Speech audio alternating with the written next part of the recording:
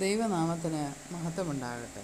ഇയ്യോബിൻ്റെ പുസ്തകം 42-ാം അധ്യായം 1, 2, 3, 4 വാക്യങ്ങൾ. അതിന് ഇയ്യോബ് യഹോവയോട് ഉത്തരം പറഞ്ഞത്: നിനക്ക് സകലവും കഴിയുമെന്നും നിന്റെ ഉദ്ദേശമൊന്നും അസാധ്യമല്ലെന്നും ഞാൻ അറിയുന്നു. അറിവ് കൂടാതെ ആലോചനയെ മറിച്ച് കളയുന്നൊരുവൻ ആർ? അങ്ങനെ എനിക്ക് അറിഞ്ഞുകൂടാതെ വണ്ണം അത്ഭുതമേറിയത് ഞാൻ തിരിച്ചറിയാതെ പറഞ്ഞുപോയി.